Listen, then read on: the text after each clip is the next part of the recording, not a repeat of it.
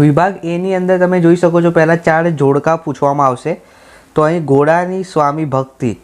Okay, તો પહેલાંમાં જવામાં આવશે જોરાવરસિંહ જાદવ. પછી ભૂખથી ભૂરી ભીખ, તો એમાં આવશે પન્નાલાલ પટેલ. વાયરલ ઇન્ફેક્શન, તો એમાં આવશે ગુણવંત શાહ. અને ચોપડાની ઇન્દ્રજાળ, તો એમાં આવશે ચંદ્રકાંત પંડ્યા.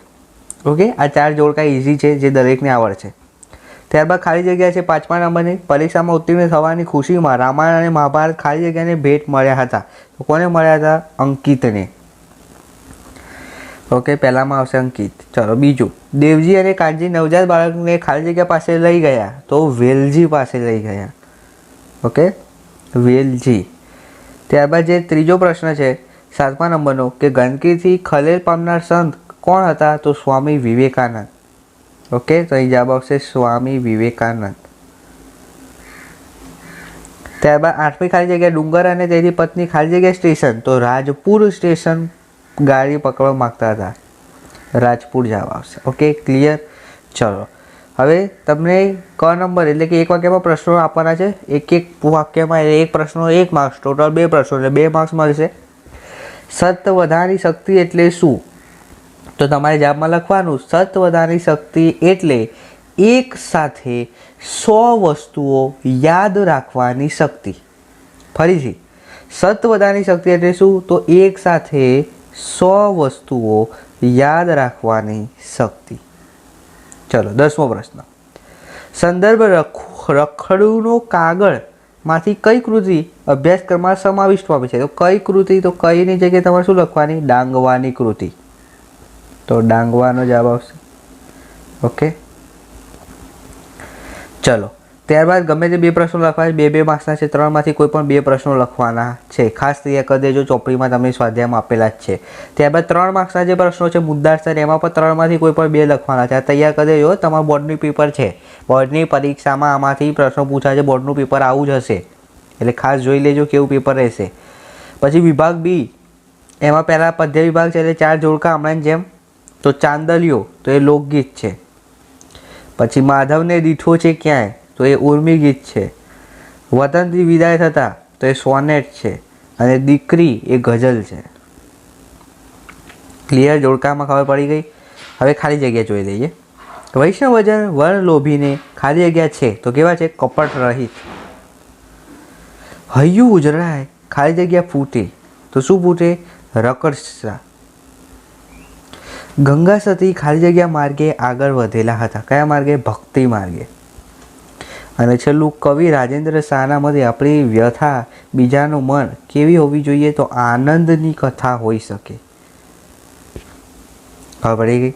હવે એક વાક્યમાં પ્રશ્નોના જવાબ આપવાના છે કે કવિની દ્રષ્ટિએ ભરવાળો મુગટ એટલે કેવું મુગટ? તો લખવાનું, કવિની દ્રષ્ટિએ ભારવાળો મુગટ એટલે જવાબદારીવાળો મુગટ. બરાબર, જવાબદારીવાળો મુગટ. હું તમને આજના વિડીયોમાં જો તમને પેપર સોલ્યુશન બતાવું, નેક્સ્ટ વિડીયોમાં હું તમને કે જે આપણી તમને બોર્ડની પરીક્ષામાં જે તમને પુરવણી આપવામાં આવે છે એ પુરવણીમાં માહિતી કેવી રીતે ભરવાની, પ્રશ્નોના જવાબ કેવી રીતે લખવાના, એ બધી માહિતી તમને શીખવાડી છે. એટલે ખાસ આજનો વિડીયો તમે બધું યાદ રાખો, પ્રશ્નોના જવાબ. બીજા વિડીયોમાં તમને કેવી રીતે પેપર લખવું તેની પણ માહિતી આપવામાં આવશે. એટલે ખાસ આ વિડીયો ત્યાં સુધી જોજો. અને વ્યાકરણ વિભાગ તો ખાસ જોજો વિદ્યાર્થી મિત્રો. ઓકે, ચલો આમાં ખબર પડી ગઈ. હવે આમાં ગમે તે 2 પ્રશ્નો લખવાના છે. બરાબર. અને આમાં ઓકે, આજે હું એવું ગુજરાતી ગીતમાં મૌન માટે ગાંધીજી તેના સરદારને શા માટે યાદ કર્યા છે? તો શા માટે? તો પડકાર માટે. પડકાર. ઓકે, 2 ગુણના 3 ગુણના પ્રશ્નો છે. ત્યારબાદ વિભાગ સી. હવે ખાસ જુઓ, વ્યાકરણ વિભાગ. ચલો, જોડણી, તો સુરક્ષિત, તો સાચી જોડણી આ થશે. ખાસ જોજો, આ બેઠા પ્રશ્નો આવશે વ્યાકરણના. કુલદીપક, તો કુલદીપક માટે કયું આવશે? આ વાળું આવે, કુલ દીપક. તો આ ક્યાં છે? તો આપણું બીજા નંબરનું. ઓકે, ચલો તમને આ રીતે પરીક્ષામાં ઓપ્શન આપવામાં આવશે. હવે જોડણી જોડવાની છે તદ વત્તા અનુસાર, એટલે તદ અનુસાર ત્રીજો નંબરનું આવશે. હવે માછીમાર શબ્દનો સમાસ. વિદ્યાર્થી મિત્રો, સમાસના 3 પ્રકાર છે: સર્વપદ, એકપદ અને અન્ય પદ. સર્વપદમાં આવે દ્વંદ્વ સમાસ. દ્વંદ્વ સમાસમાં યાદ રાખવાનું, દ્વંદ્વ સમાસ જે છે એમાં જો તમને વાક્યમાં અને, કે, અથવા આવા શબ્દો દેખાતા હોય તો આખો બંધ કરીને લખી દેવાનું કે દ્વંદ્વ સમાસ છે. દીર્ઘુ સમાસ ક્યારે આવે? તો દીર્ઘુ સમાસમાં સંખ્યા આવે ત્યારે દીર્ઘુ સમાસ આવે. બરાબર, એવું તમને વ્યાકરણ જ્યારે જ ભણાવીશ ત્યારે ડીપમાં સમજાવીશ. પણ આજે તમે જો માછીમાર છે તો માછીમાર એ કેવું સમાસ છે? દ્વંદ્વ સમાસ તો નથી, કારણ કે માછીમારમાં અને, કે, અથવા આવતું નથી. બહુવ્રીહી સમાસ ક્યારે હોય? તો જ્યારે તમે વાક્યનો વિગ્રહ કરો ત્યારે તે આવે, અને આમાં માછીમારમાં વિગ્રહ આવતો નથી. બરાબર, વિગ્રહ તે નથી આવ્યો એટલે આ કેવું સમાસ લખીશું આપણે? ઉપપદ. તો જવાબમાં આવશે ઉપપદ. ચલો, ત્યારબાદ વિદ્યાર્થી મિત્રો જોડણી ભેદ અર્થ ભેદ કરવાનો છે. તો માંદા, હવે તમે અહીં જુઓ, આ માદા લખ્યું અને મા ઉપર ટપકું કર્યું એટલે માંદા થઈ ગયું. હવે માદા એટલે બીમારીવાળું, ખબર પડે છે?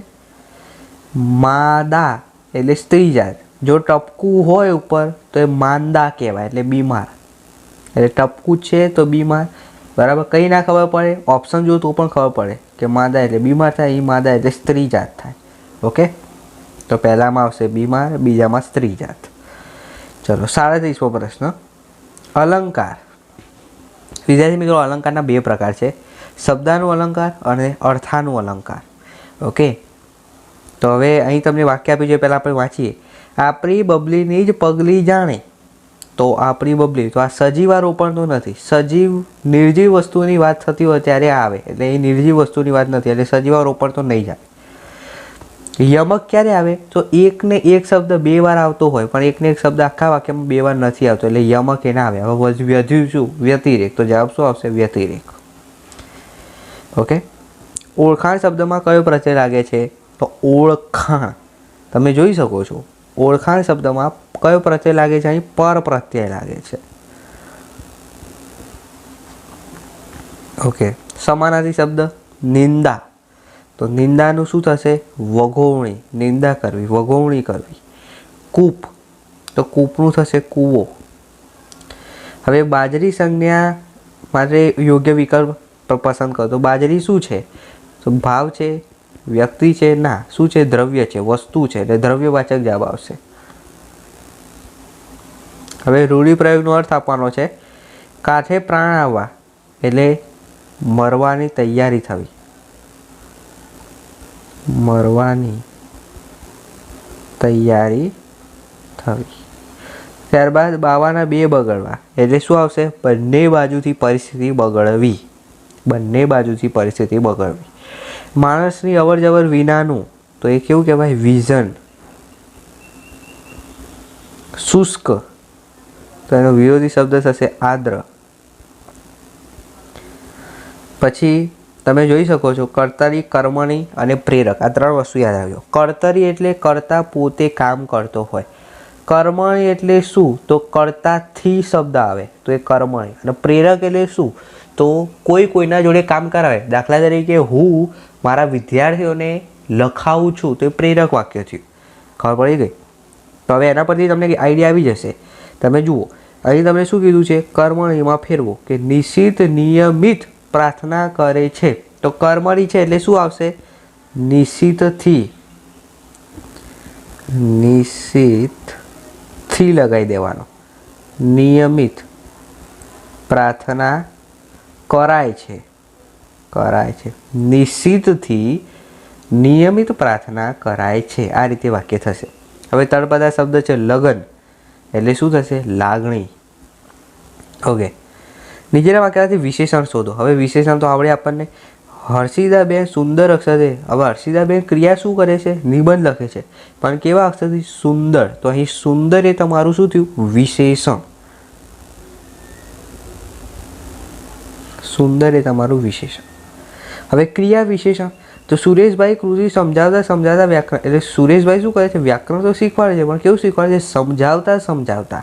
તો આ સમજાવતા એ તમારું ક્રિયા વિશેષણ. ચલો, હવે વિદ્યાર્થીના તમારે ધ્વનિ છૂટા પાડવા. ત્યારબાદ પ્રેરક વાક્ય બનાવવાનું છે.